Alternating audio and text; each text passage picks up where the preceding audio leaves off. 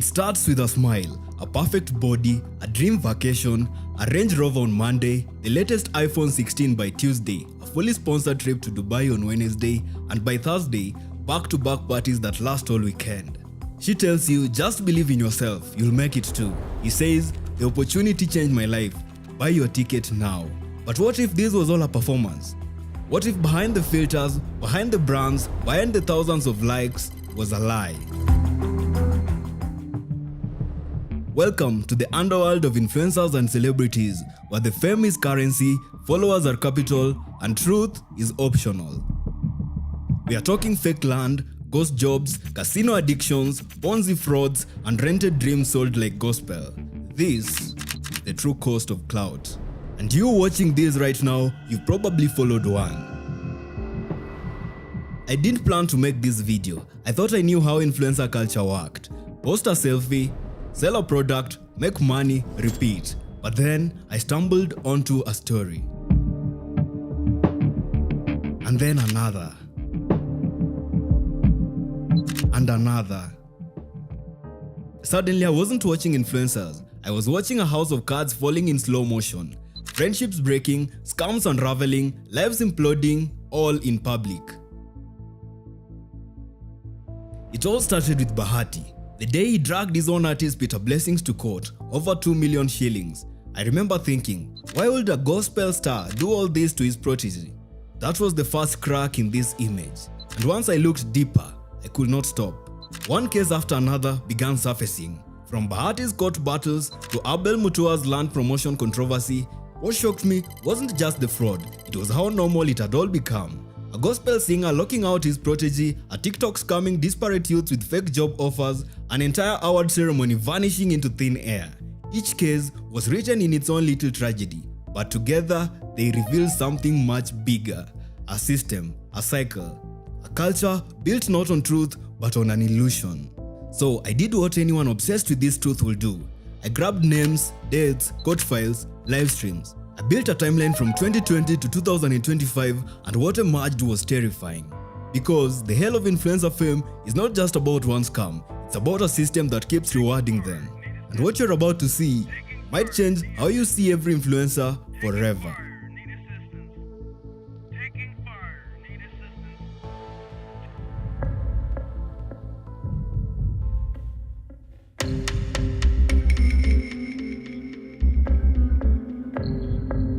It all started innocently enough.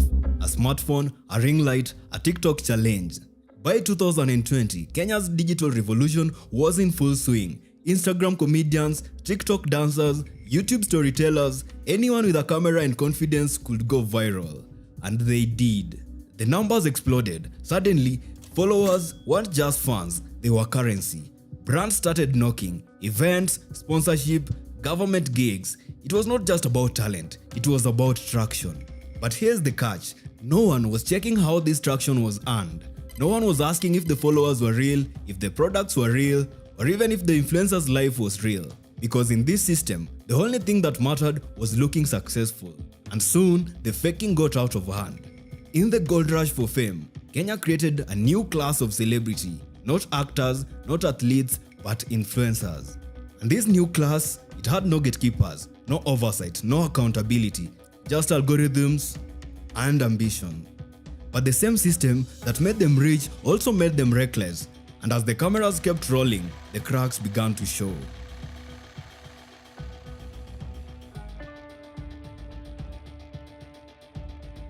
They call it hustle culture, but in reality, just hope wrapped in a hashtag. The gospel of influence promised everything: financial freedom, luxury on demand, respect without credentials, riches without a degree, and of course, passive income while you sleep. To a generation starved of opportunity, this message hit like a drug. Don't wait, don't work your way up. Monetize your vibe, monetize your talent. Here's the lie, they sold authenticity, but most of it was performance. In 2022, Vera Sidika faked a medical crisis just to drop a music video. She admitted she had removed her famous implants to inspire women to love themselves. Days later, she flaunts the same body in full glam, no surgery, it was all a stunt. A viral manipulation for clicks, clout, and controversy. That's not just misleading, That's emotional exploitation, and it worked. Hashtag Vera Sidika trended for days. In this world, every tragedy is a launchpad, every apology is monetized, every mental breakdowns become brand opportunities. They say it's content, but sometimes it's just a con with good lighting. The dream they sold was simple: if you believe hard enough, you'll be next. But belief without truth is just bait, and what followed was a feeding frenzy.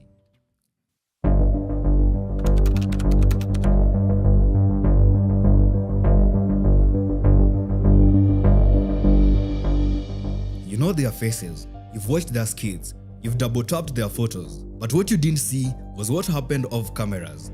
Let's start with Bahati, once Kenya's gospel sweetheart. In 2020, Bahati did the unthinkable. He had his 21-year-old protege, Peter Blessing, arrested, dragged to court, charged with fraud. Why? Because Bahati claimed he'd invested 2 million shillings in Blessing's career and wanted it back. The internet turned. From mentor to tyrant, Bahati's image crumbled. And just when dust began to settle, along came Jalango. Charming, successful, a people's MC, until the charts leaked. Group messages bragging about women, conquests turned into scoreboards, and the man who claimed to empower Kenyans was treating women like tokens. Jalango apologized, denied sharing women, said it was blown out of proportion, but the world didn't wait. Views dropped, credibility plummeted, trust dissolved. Then came the whispers of wash, fake gold, money laundering, lavish lifestyles with no clear source. No formal charges, no court dates, just headlines, leaked screenshots, and a rising tide of digital suspicion. But once the illusion of clean wealth cracked, it never fully healed, because in influencer culture, perception is everything. And once perception turns toxic, even silence screams guilt. Then there's Crazy Kenna, Kenya's TikTok king. Awesome skits, viral positivity, until the crew walked out. We were disrespected, treated like extras. 6 years of friendship gone over ego, power, and money. Influencer crews are not families, they are business without contracts, and this one collapsed spectacularly. And then there's Ringtone Apoko, the self-declared chairman of gospel music, a walking contradiction. He has been arrested for assault, charged with land fraud, and every time he plays the same card: I'm being persecuted for my blessings.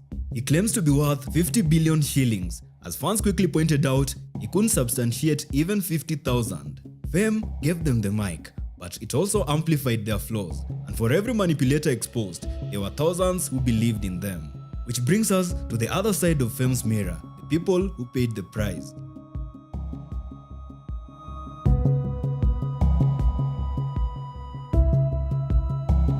Every influencer scandal leaves behind a grave of trust, but what we rarely see are the bodies. Let's rewind to Zainabu, or Zeddy, in 2020, the Churchill Show's comic gem. She exposed the toxic culture backstage: months without pay, jokes stolen, mental health ignored. And just before her interview, a young Kenyan comedian named Kase died. Rumors swirled: depression, neglect, exploitation. Zeddy's courage peeled back the laughter and exposed the pain beneath Kenya's biggest comedy stage. But the tragedies weren't just emotional, they were financial. Grand Acres, Abel Mutua's favorite investment partner, the land of your dreams, sold on YouTube until dozens of fans realized the land did not exist. Abel said he was duped too, but the damage was done. Then there's Lesedi Developers, another ghost land farm. Hundreds of Kenyans lost money, but guess who had vouched for them? Karangu Muraya, Muigai wa Njoroge, beloved names in gospel, used to sell dirt that never delivered. According to victims interviewed by Nation Media Group, this land buying company, promoted by gospel artists like Karangu Muraya, failed to deliver their title deeds or land possession after full payment. And if the land wasn't fake, the jobs were. She promised jobs in Mauritius, 200,000 shillings deposit. Trust me, she said. Now she's in jail. Her victims still unemployed. And if it wasn't lands or jobs, it was dreams. Remember Tyler Mbaya, Bahati from Machachari, the perfect YouTube family man, until Georgina exposed the truth. Gambling addiction, saving gone, bills unpaid. He later admitted, I lost control. This was not just one man's fall. It was a warning. Even the influencers are not safe from the systems they promote. Because once fame becomes your oxygen, you'll do anything to breathe.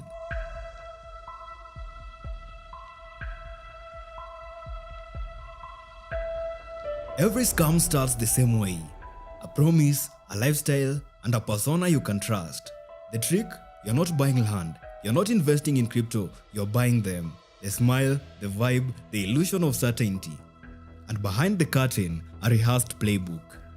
No one checks if that Range Rover is leased or even if that mansion is an Airbnb. The only thing they see is results, not the receipts. Only 10 plots left. Last chance to make 23.5% returns. Don't get left behind.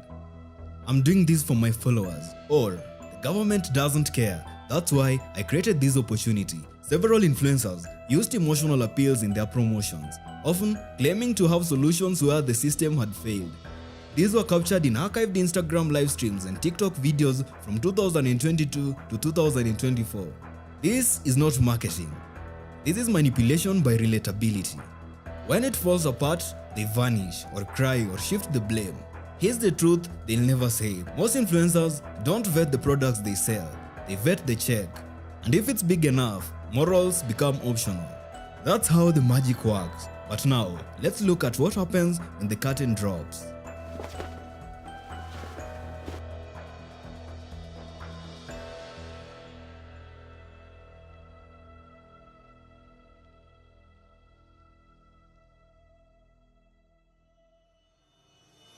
By now, you probably asked yourself, okay, but did anyone actually get punished? Welcome to the worst part of this story. But because when the influencers scam, lie, or ruin lives, their consequences rarely match the damage. Let's rewind to Ringtone Apoko. Multiple arrests, a land fraud charge worth over 50 million shillings, court, no shows, excuses, delay tactics. Did he go to prison? No. He went live preaching about persecution. Or what about the People's Choice Award Kenya in 2024?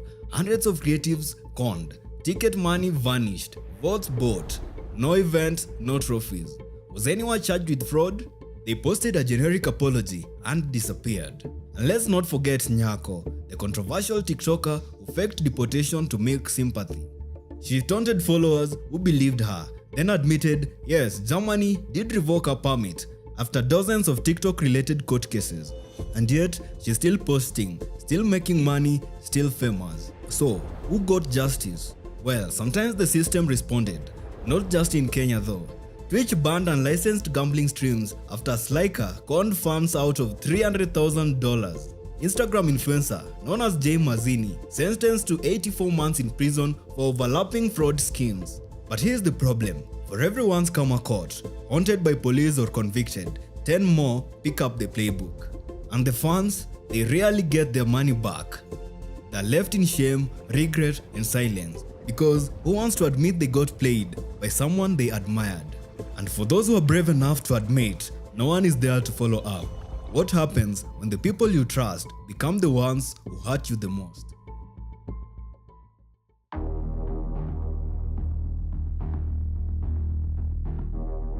We've talked about the victims, we've talked about the manipulators, but what happens when the mask breaks from the inside? Let's talk about the mental collapse.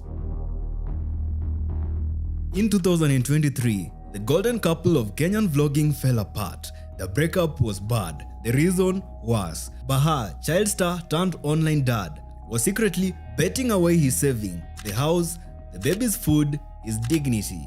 The same guy who joked about betting was drowning in it, and he wasn't alone. In March 2024, Simple Boy fainted mid-show. The diagnosis? Not a heart problem, a stress problem. He later admitted, "I'm so stressed, I fell on stage. People are making me turn on myself." Between label battles, romantic scandal, and the pressure to entertain, he cracked. Because no matter how much money they flash, how many likes they get, influencers are human. And this industry kills humans alive. She got a seat at the table. The whole country turned on her.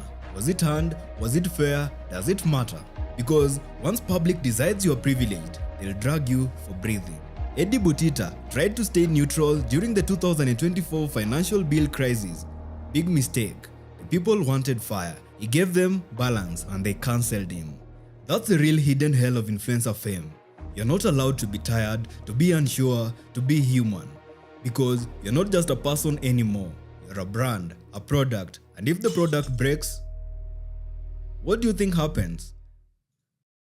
But sometimes it's not scandal that breaks them, it's the pressure to pretend everything is perfect when it is not. Take Aziad Nasenya, the Polish TikTok icon, government committee appointee, global vlogger.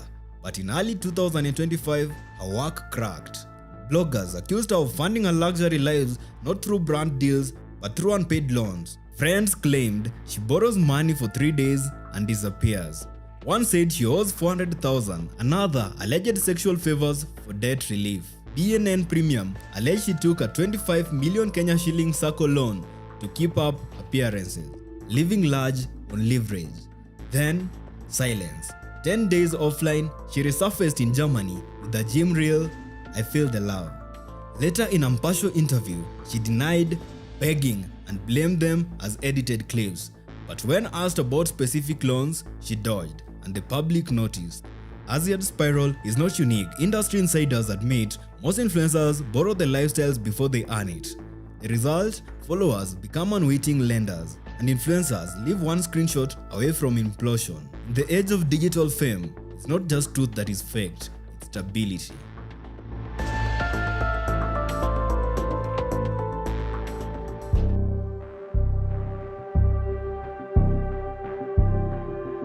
For many years, fans trusted influencers blindly. They clicked, they bought, they followed.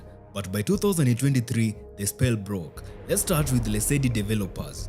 They used gospel stars to sell fake plots. Homes never built, titles never issued. The public exploded, hundreds protested, and Karungu apologized on a video shaking.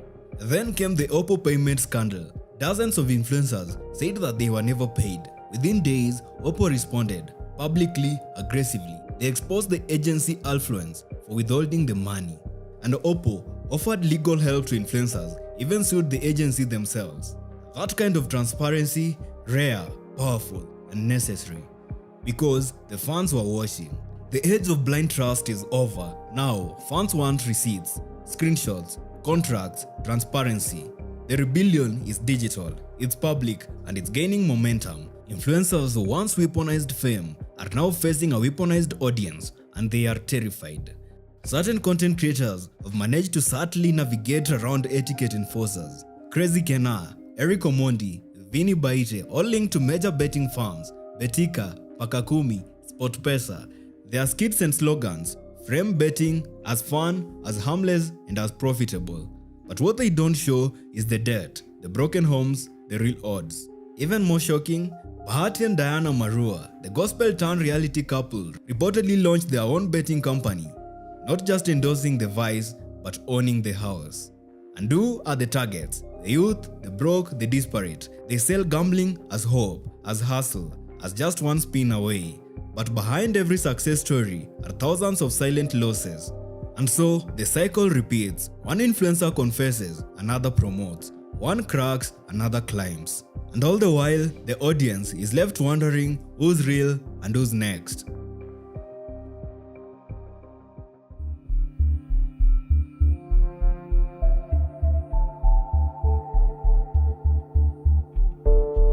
Here's the real question that haunts the entire story. Why does this keep happening? We've seen the scams, the lies, the breakdown, the backlash, and yet it keeps happening. Because at the key of it all is a need, a hunger. Fame promises validation, followers offer belonging, wealth signals safety. In a society where traditional paths are crumbling, influencers feel like they're the shortcut to everything. Why wait 10 years to climb a ladder when you can go viral in 10 seconds? But here's the catch.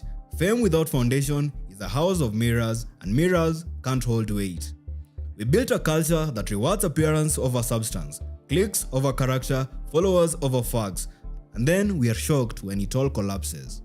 Influencers did not invent this game, they're just its most visible players. The system was designed this way because if you stop believing the illusion, the whole economy trembles. We are all complicit. Every like, every share, every blind repost, we reward the loudest and not the truest. And until that changes, this story has no end. This documentary doesn't end with a plot twist. There's no final villain reveal. No I got you moment.